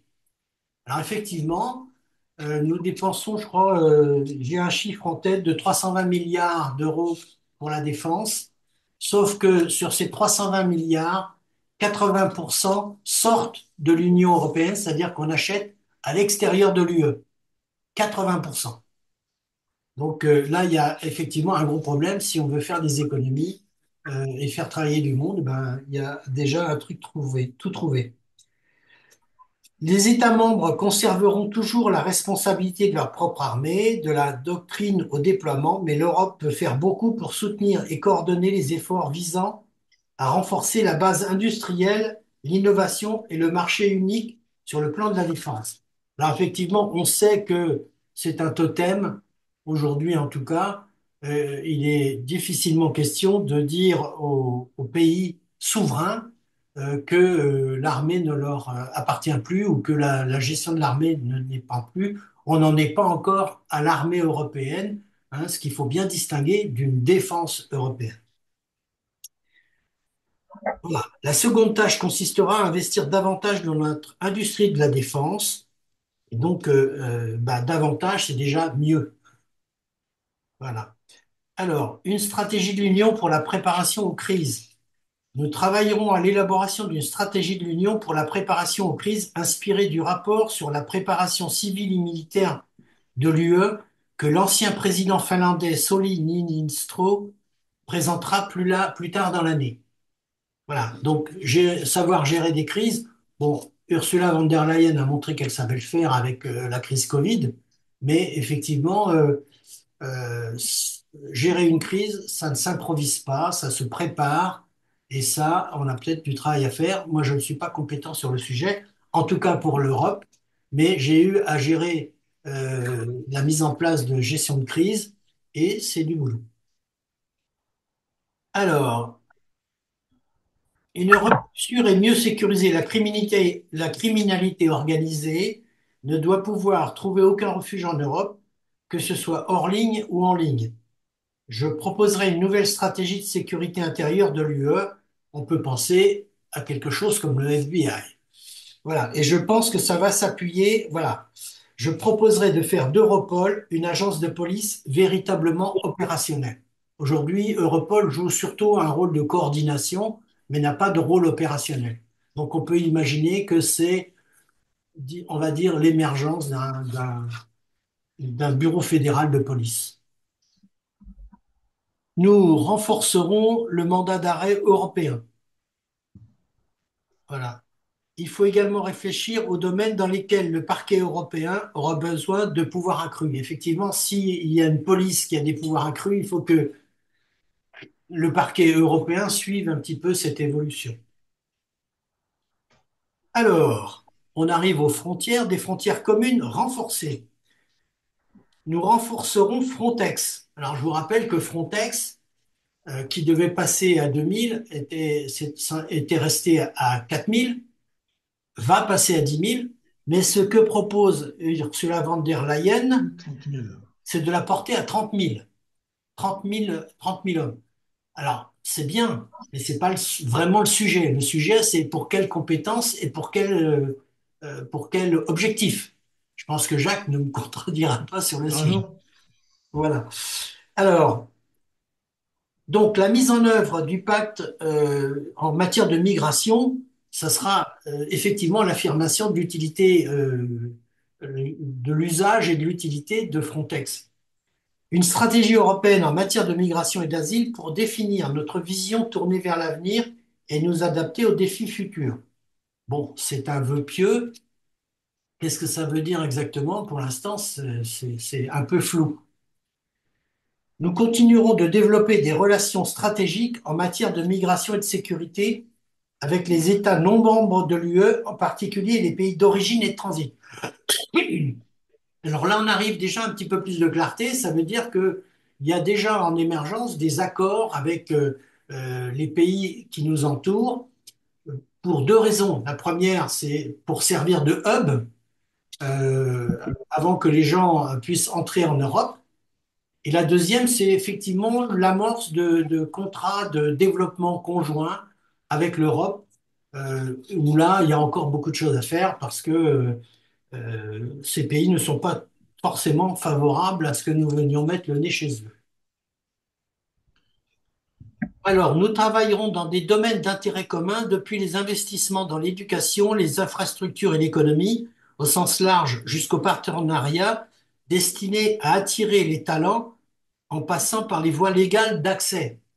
Alors là, moi j'ai mis un gros point d'interrogation parce que est-ce que ça veut dire qu'on va se servir comme des colonisateurs de la formation qu'on va mettre en place dans ces pays pour fabriquer de la main-d'œuvre pas chère pour nos besoins à nous, ou est-ce qu'on va les aider à se développer? Ça, c'est pour que les gens se sentent bien chez eux et n'aient pas la tentation de venir chez nous.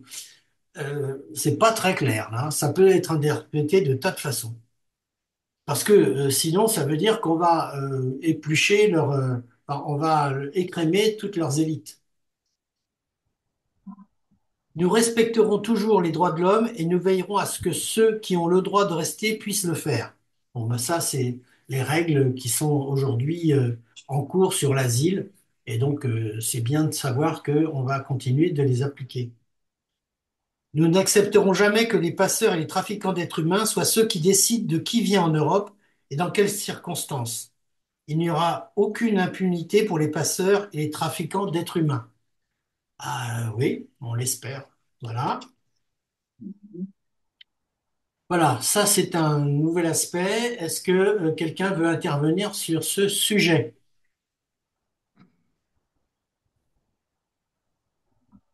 Jacques? oui, une observation, c'est que tous les Européens ne sont pas d'accord sur cette évolution. L'Italie fait accueillir des migrants par l'Albanie, mais les magistrats italiens sont en train d'interdire cette pratique. et bien sûr son extension à d'autres pays extérieurs ou d'autres pays européens, puisque apparemment ces magistrats italiens sont soutenus par des magistrats européens. Donc là, il y a un problème face à l'immigration, deux conceptions différentes, celle des magistrats qui ont tendance à imposer leur vision aux politiques, élus par le peuple, alors qu'eux ne le sont pas. Deuxième chose, toujours vis-à-vis des migrants, vous avez deux attitudes différentes entre l'Ouest, très moral, qui aurait tendance à suivre le pape François, et puis l'Europe de l'Est, la Pologne par exemple, puis la Hongrie, qui aurait des visions plus réalistes. C'est-à-dire que ce qui compte, c'est l'objectif. Ça ne sert à rien de dire on ne veut pas et de laisser faire. C'est, comme on dirait à un certain moment, une affaire de consentement. Donc, il serait souhaitable d'accepter de voir ces problèmes et d'avoir la volonté politique de les résoudre. Voilà, ce qui nous ramène à que faire des 30 000 personnels de Frontex, si c'est pour secouer les berceaux ou bien interdire l'accès. Leguéry, l'ancien directeur général de Frontex, qui est devenu le troisième sur la liste du Rassemblement national, a des éléments de réponse qui me semblent à prendre en considération. M'arrête. Merci Jacques. Est-ce qu'il y en a d'autres qui souhaitaient faire un commentaire? Sinon, on poursuit notre développement. Non? Bon. Alors, troisième point, soutenir les personnes et renforcer nos sociétés et notre modèle social. Alors, l'équité sociale dans une économie moderne. C'est pourquoi il est si important que les principes du socle européen des droits sociaux deviennent une réalité dans toute l'Union, dans le respect du modèle social de chaque pays. Alors ça, c'est tout à fait intéressant puisque ça nous ramène à quelque chose qui a été conclu en 2021, qui est la mise en place du socle européen des droits sociaux. Chose qui était plutôt passée au second plan et que Ursula von der Leyen, qui avait omis dans son discours d'investiture, a ramené dans sa feuille de route.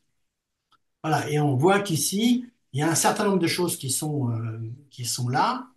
Il y en a certains qui sont déjà dans le tuyau, comme par exemple le salaire minimum propre à chaque pays, hein. C'est bien ce qu'on dit dans le modèle, dans le respect du modèle social de chaque pays, donc, mais sur une même base de façon à préparer une future convergence.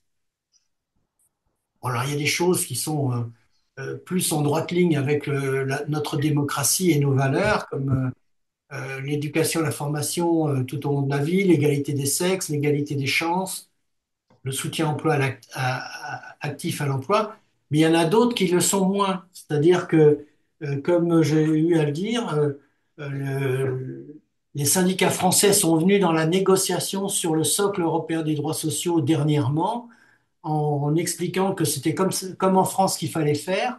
Et là, les syndicats allemands, et notamment le patronat allemand, étaient vent debout et ça a stoppé toutes les négociations.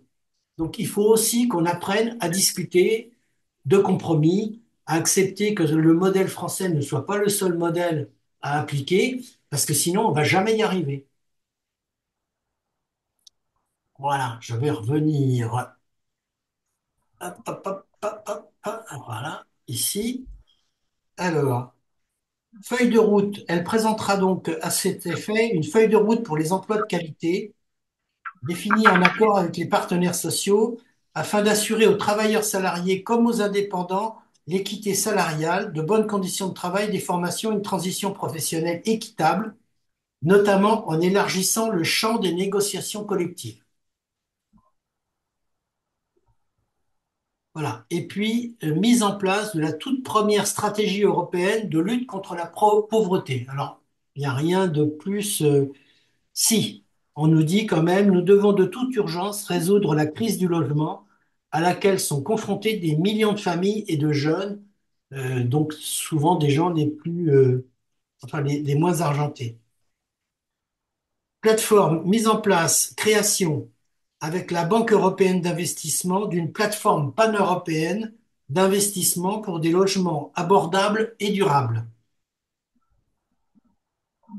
Un élément central à cet égard sera le déploiement rapide et efficace du Fonds social pour le climat, qui facilitera notamment les rénovations et l'accès à des logements abordables et économes en énergie. Nous nous attaquerons aux disparités régionales et sociales et veillerons à ce que tous les citoyens aient effectivement le droit de rester là où ils se sentent chez eux. Voilà.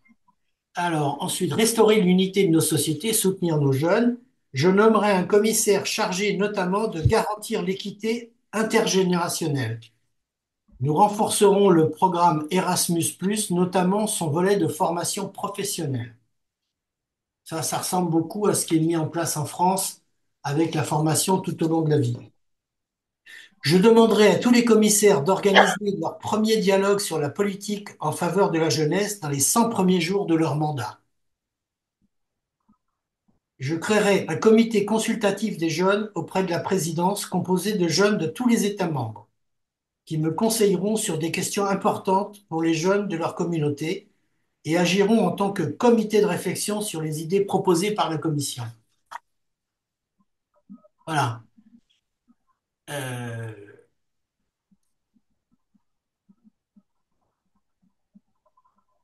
c'est donc une avancée importante, intéressante, c'est à regarder avec beaucoup d'attention. Euh, Ça se base quand même sur le socle européen qui a été adopté en 2021, donc c'est pas basé sur du sable. Mais par contre, c'est vraiment un point où il faut que les partenaires sociaux, et que ce soit le patronat, les syndicats ouvriers, etc., apprennent à discuter ensemble sans faire des dictates en permanence, parce que sinon on n'avancera jamais. Voilà. Alors, à moins qu'il y ait un commentaire, je continue. Oui, en ce qui concerne les disparités régionales et sociales, je pense que ce n'est pas à l'Union européenne de mettre en place des financements localisés, etc. C'est à chaque pays de se débrouiller. En revanche, il me semble qu'il serait intéressant d'analyser les problèmes communs. Et notamment dans ce domaine-là, nous en avons essentiellement deux. C'est celui qui conduit à la métropolisation. Autrement dit, les élites se retrouvent dans les grandes villes et foutent à la porte, renvoient dans le monde rural tous ceux qui n'en font pas partie. Et deuxièmement, c'est la même chose, mais qui lui appelle ça la France périphérique. On pourrait parler de l'Europe périphérique. Vous avez une modification dans la répartition du territoire entre les différentes populations. Et tout cela, c'est lié à l'économie et plus particulièrement à la désindustrialisation et à la tertiarisation excessive de l'économie. Ça, c'est un problème qui pourrait être européen. Il est commun. Comment s'efforcer de le résoudre? C'est pas simple. Je m'arrêterai là-dessus. Et merci. Benoît a levé la main, donc je lui donne la priorité. Merci, Monsieur le Président. Moi, par rapport au sujet qui vient d'être débattu, trois remarques. La première, c'est qu'on utilise d'abord le mot équité et ensuite, à un moment, on utilise le mot égalité. Je crois qu'il faut revenir sur ces deux mots.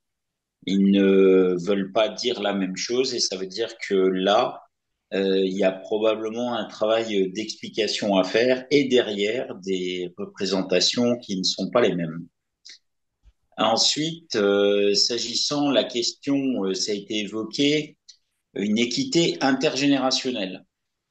Alors, c'est un vrai sujet. Si on le prend à l'échelle de la France, aujourd'hui, avec ce que l'on observe notamment en matière de revenus, lorsque l'on compare le revenu moyen et médian du côté des salariés et du côté des retraités, effectivement, la question de l'équité intergénérationnelle mérite d'être posée.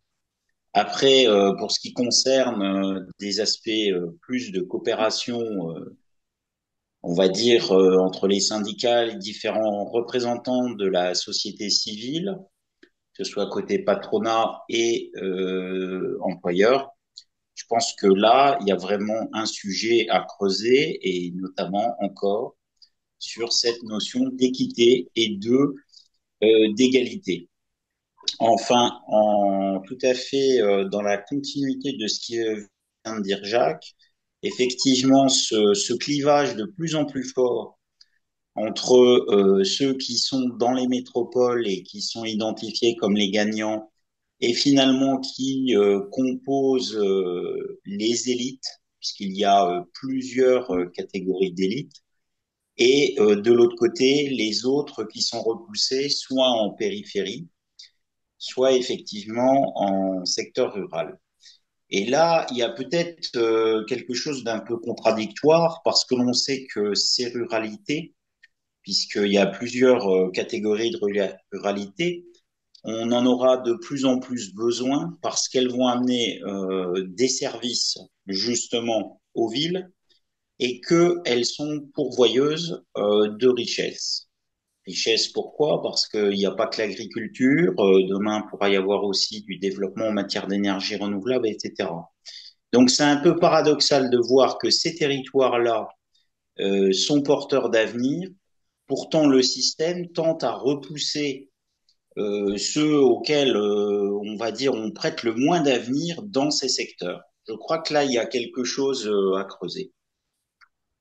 C'est d'autant plus vrai que c'est là que se trouve la majorité des PME et des grosses entreprises qui sont rarement au cœur des villes. Voilà. Est-ce qu'il y a quelqu'un d'autre qui voulait prendre la parole ou je continue à déployer la feuille de route? Alors, préserver notre qualité de vie, sécurité alimentaire, eau et nature. Alors, l'agriculture, encore une fois, je lis ce que écrit von der Leyen sur le sujet. L'agriculture se retrouve au cœur de notre mode de vie européen et doit le rester.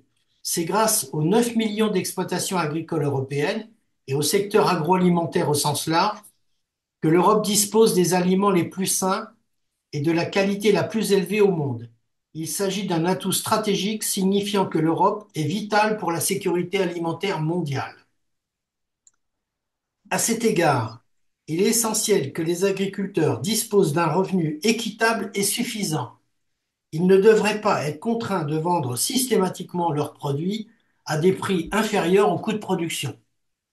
Bon, derrière ça, il y a beaucoup de choses, hein, notamment une planification un peu plus organisée.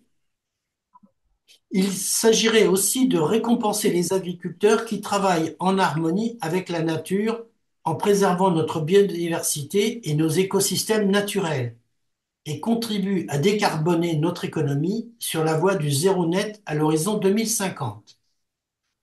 Nous soutiendrons donc la compétitivité de l'ensemble de notre chaîne de valeur alimentaire.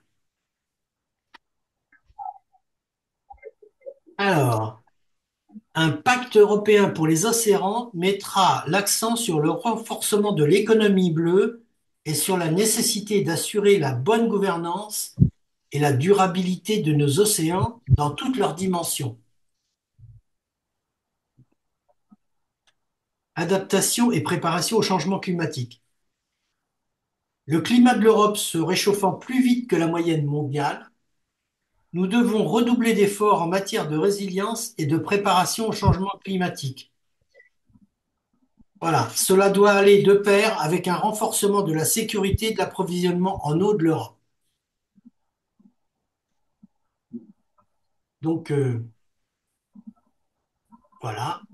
Euh, Protéger notre démocratie, défendre nos valeurs. Nous devons redoubler d'efforts pour protéger notre démocratie. C'est pourquoi je proposerai un nouveau bouclier européen de la démocratie. Dans ce cadre, nous nous emploierons à lutter contre la manipulation de l'information et l'ingérence étrangère en ligne. Il serait temps. En nous appuyant sur les exemples de Vichinum en France ou de l'Agence suédoise de défense psychologique. Nous créerons un réseau européen de vérificateurs de faits qui sera disponible dans toutes les langues. Enfin, nous nous attaquerons également aux hyper-trucages de plus en plus réalistes qui ont influencé les élections dans toute l'Europe. Voilà. Le respect de l'état de droit, ça c'est un petit coucou à Orban. Le respect de l'état de droit est un impératif pour l'octroi de fonds de l'UE. Et donc, il y aura un renforcement du régime général de conditionnalité applicable à tous les fonds de l'UE. Alors, placer les citoyens au cœur de notre démocratie. Il faut à présent que la participation des citoyens devienne une pratique courante dans l'ensemble de l'UE.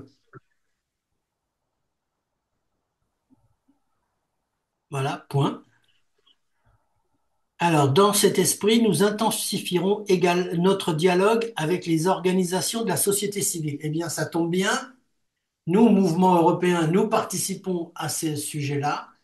Eh bien, je vous annonce que le mouvement européen ayant participé aux élections européennes très activement, s'est vu refuser toute subvention de la part de l'Europe lors des dernières élections. Et je suppose que c'était en ligne avec cette déclaration-là. Voilà, bon, ça c'était une petite pique de ma part. L'Europe dans le monde, user de notre puissance et de nos partenariats. Alors, nous sommes entrés dans une ère de rivalité géostratégique. Je pense que c'est pas maintenant qu'on est entré, mais c'est bien de le prendre en compte. La posture plus agressive et la concurrence économique déloyale de la Chine, son amitié sans limite avec la Russie, ainsi que la dynamique de ses relations avec l'Europe traduisent un passage de la coopération à la concurrence. Nous assistons à une instrumentation belliqueuse de toutes les politiques, de l'énergie au climat en passant par la migration. En conséquence, notre ordre international fondé sur des règles est en train de s'éroder et nos institutions mondiales sont devenues moins efficaces. C'est le moins qu'on puisse dire. Donc là, manifestement, il y a quelque chose à faire. Donc, je pense qu'au niveau de la politique étrangère de l'UE, il faudrait vraiment que ça devienne une réalité. Voilà. Je n'en dirai pas plus. Une nouvelle politique économique étrangère, refaçonner le multilatéralisme pour le monde d'aujourd'hui. Ça, Jacques en a suffisamment parlé pour s'opposer au, comment, au dialogue bilatéral que prône Trump, par exemple, hein, puisque lui, ce qu'il essaye de faire, c'est de diviser pour mieux régner. Et donc, il faut que nous, on soit capable de se saisir du multilatéralisme. Et enfin, donc, dernier point, à moins que vous ayez des remarques à faire, Jacques. Et, oui, la mondialisation, enfin plus particulièrement la globalisation économique, est en train d'exploser, d'exploser de nouveau en gros blocs. Et c'est là qu'il faut faire attention. C'est une sorte de renaissance de la guerre froide. Il y avait deux camps. Maintenant, il pourrait y en avoir trois. L'Occident, Chine, Russie, Iran, et puis le Sud global. Et je pense qu'il faut faire attention à ne pas donner une réalité à ces trois blocs, mais qu'il faut s'efforcer d'établir des relations bilatérales, disons Europe et certains pays, Brésil par exemple, Afrique du Sud, et même aussi en Asie centrale avec le Kazakhstan, l'Ouzbékistan, etc., qui cherchent à avoir de bonnes relations, bien évidemment, avec les proches, la Russie et la Chine, mais qui souhaitent aussi maintenir des relations, voire les développer avec des tiers, de façon à préserver leur indépendance nationale. Donc, en résumé, ne pas accepter de nouveaux blocs, mais essayer d'avoir des relations d'État à État ou de blocs, disons, politiques libéraux avec des États-nations. C'est notamment les BRICS. Hein. Les BRICS, c'est pas très unis, il faut en profiter. Et il ne faut pas les traiter de la même façon et faire en sorte qu'ils deviennent plus solidaires demain qu'ils ne l'étaient hier. Ce serait une erreur. Merci Jacques. Quelqu'un d'autre souhaitait intervenir? Non? Bah, nous allons continuer notre intervention, notre déploiement. Alors, 6. Atteindre les objectifs ensemble et préparer notre avenir, notre union pour l'avenir. Un nouveau budget à la hauteur de nos ambitions. Là, je pense que Jacques est très intéressé. Alors, qu'est-ce qui se dit? Le budget européen améliore la qualité de vie et les moyens de subsistance des citoyens, des agriculteurs, des chercheurs, des entreprises et des régions dans l'Europe et au-delà. Nous nous sommes mis d'accord sur le programme sûr afin de contribuer à sauver quelques 40 millions d'emplois dans l'ensemble de l'Union sur Next Generation EU pour investir dans l'économie de l'avenir et sur REPower EU pour contribuer à faire baisser le prix d'énergie et élargir nos approvisionnements à la suite du chantage exercé par Poutine. Il nous faut une nouvelle approche pour un budget renforcé européen, un budget moderne et renforcé, pardon. Dans cette optique, je proposerai en 2025 un nouveau budget à long terme qui sera plus ciblé en fonction de nos priorités et de nos objectifs, plus simple dans son fonctionnement, avec moins de programmes et un plan pour chaque pays, plus percutant, notamment grâce à un fonds européen pour la compétitivité et à une meilleure utilisation de notre budget afin de mobiliser davantage de financements nationaux, privés et institutionnels. Voilà. Donc, on sent que là, la priorité n'est pas un accroissement du budget de l'UE, mais à une meilleure utilisation du budget existant. Enfin, je pense que c'est comme ça qu'il faut le comprendre. Euh, Oui, oui, Jacques, tu souhaitais intervenir. J'aurais tendance à dire non, parce qu'il y a un problème qui va survenir bientôt. Nous avons emprunté, disons, pas loin de 800 milliards, oui, c'est ça, 800 milliards, et à partir de 2028, on va commencer à rembourser. Donc, tu viens de dire jusqu'à présent, les investissements européens doivent augmenter. Et en plus de l'augmentation des investissements, il va falloir rembourser, commencer à rembourser ce qu'on a emprunté il y a 2 ans. Donc, le budget de 1% du PIB, c'est pas suffisant. Il va falloir l'augmenter. Et d'autre part, nous avions décidé il y a à peu près 2 ans qu'il faudrait des ressources propres nouvelles pour pouvoir procéder au remboursement de 2028. Et pour l'instant, on n'a pas du tout avancé dans ce domaine-là. Donc là, il y a un problème très sérieux devant nous. Alors, effectivement, comme tu le soulignes, Jacques, moi, mon petit doigt m'a dit que, au niveau européen, on travaillait sur le sujet de la TVA et qu'il y aurait peut-être une ponction sur la TVA européenne pour financer le budget européen supplémentaire. Mais bon, ça n'est que mon petit doigt et lui n'est pas forcément bien informé. Alors, euh, on continue. Donc, un programme ambitieux de réforme pour l'Europe.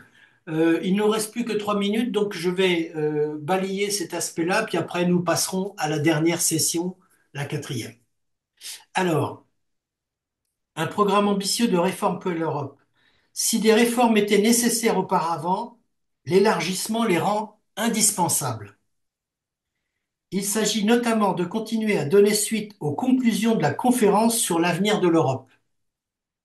Je pense que nous avons besoin d'une modification des traités là où elle peut améliorer notre union. Je pense qu'elle vise là la règle de l'unanimité qui, effectivement, peut poser problème. Nous présenterons des propositions visant à renforcer la capacité d'action de l'Europe en envisageant de nouveaux formats et processus décisionnels, y compris pour une union élargie. Et ça, elle pense le faire dans les 100 premiers jours.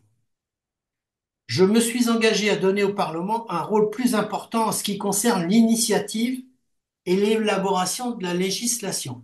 Ça veut dire qu'elle semble prête à œuvrer pour que le Parlement européen ait le droit d'initiative au même titre que la Commission, ce qui est tout à fait intéressant. Je continue de soutenir ce droit d'initiative.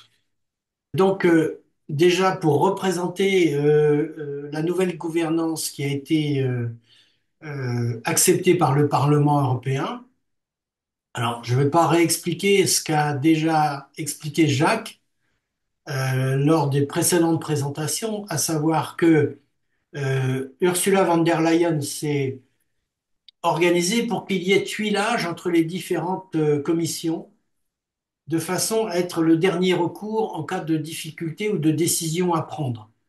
Donc, ça reste vrai. Cette commission représente évidemment la tendance du Parlement européen, c'est-à-dire que, eh bien, il y a une droitisation de cette commission, mais c'est le résultat des élections, c'est démocratique, et donc on ne peut pas, comme ça, vouloir tout et son contraire. Donc, c'est le reflet d'union. Eh bien, il faut que les démocrates les plus démocrates œuvrent pour que l'Europe se recentre un petit peu. Mais sinon, eh bien, il faut faire avec ces gens qui feront avancer les dossiers qui préoccupent les Européens, puisqu'ils ont voté dans ce sens-là. Voilà. Et l'Union européenne des citoyens, elle est encore à construire parce que 72% des Européens, je crois je l'avais déjà présenté, ce graphique, disent que l'action de l'Union européenne impacte leur vie quotidienne. Jusqu'à Hongrois, 80%, mais c'est peut-être d'une manière négative de dire les choses. Mais c'est la réalité, c'est-à-dire que euh, il faut faire en sorte que cet impact soit vu de façon positive et non pas de façon négative. Parce que, je vais redonner un exemple que j'avais déjà donné, quand les agriculteurs protestent contre les conditions qui leur sont faites partout en Europe, en France, on met en avant le fait qu'il y ait trop de normes, sans préciser que les agriculteurs pensent surtout qu'il y a trop de normes françaises, mais que par ailleurs, les normes européennes les protègent. Eh bien, c'est ça, être positif, c'est-à-dire dire les choses comme elles sont réellement et non pas comme on voudrait les faire dire. Voilà. Et je pense que si on se préoccupait plus de l'impact pour les citoyens au quotidien de ce que l'on fait en Europe, si on en parlait un petit peu plus, plus que l'organisation des commissions, etc., bah peut-être que les citoyens européens se sentiraient plus proches de ce qui se passe en Europe. Et donc, nous, mouvement européen, nous avons ce travail-là à faire, c'est-à-dire rapprocher l'Europe des citoyens. Voilà, moi j'ai terminé. Si vous avez des commentaires à faire par rapport à cette ouverture sur la feuille de route européenne, c'est le moment ou jamais. Moi, excusez-moi, Jacques. Hmm. J'avais deux remarques. Mon micro marche, j'en profite. Euh, J'avais deux remarques. La première, c'est, je vais au-delà de ce que vous disiez, Jacques. Au-delà des remboursements, je pense que ce projet va être l'occasion d'une augmentation du budget, c'est-à-dire qu'il lui faudra du budget là, Madame von der Leyen. Hein. Et je me demandais combien de fonctionnaires supplémentaires il faudrait pour gérer tout ça au niveau de l'Europe. Ça me fait un peu peur. Euh, Sans en éliminer en France, hein, je vous rassure. Hein. Deuxième chose, euh, quand vous évoquez sur l'agriculture et la protection, le, évoquer le passage, l'écologie, tous les aspects écologiques, le climat. Euh, Moi, je vois ce qui s'est passé pour tout ce qui est bio, les cultures bio qui ont été lancées en France, le nombre de personnes qui se sont lancées sur le marché bio et qui euh, sont obligées de faire marche arrière parce que ça revient plus cher et que les gens n'ont plus forcément les moyens.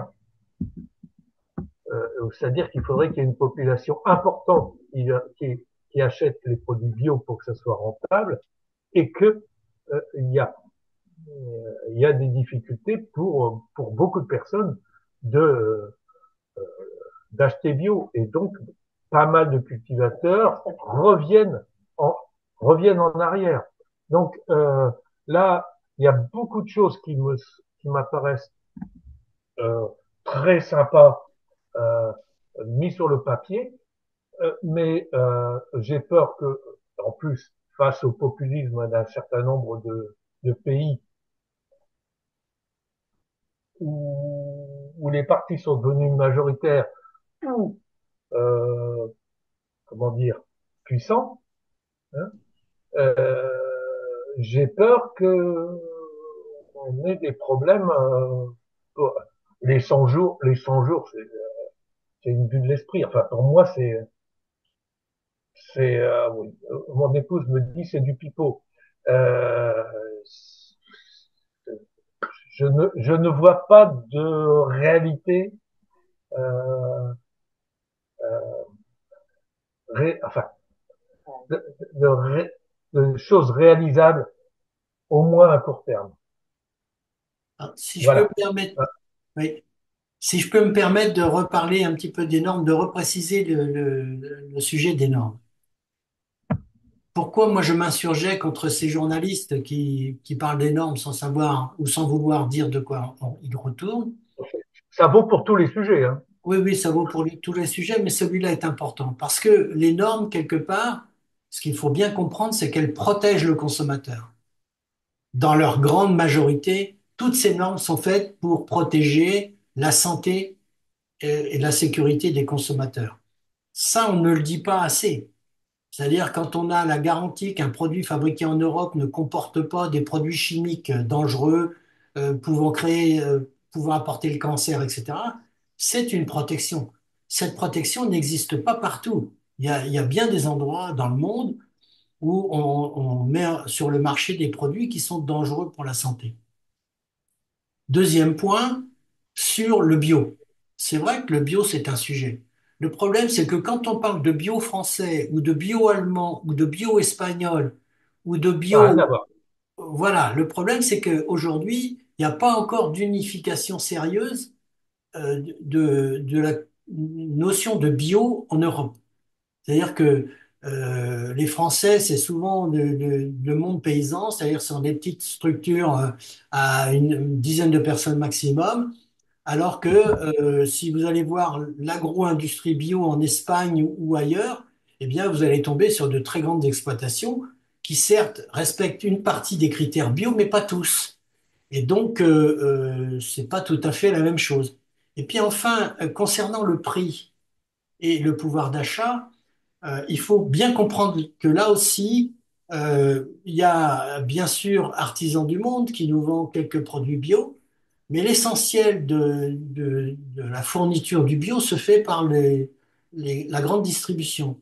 Or, la grande distribution surtaxe les produits bio pour faire des marges énormes, trop excessives, et qui tue cette industrie du bio qui est encore en devenir, puisque il y a quand même peu de temps qu'on a vu apparaître de façon massive les produits bio dans les magasins. Et puis, effectivement, il y a eu la mise en place de territoires bio massives ces dernières années. Donc, il faut que le marché prenne son temps aussi pour ça.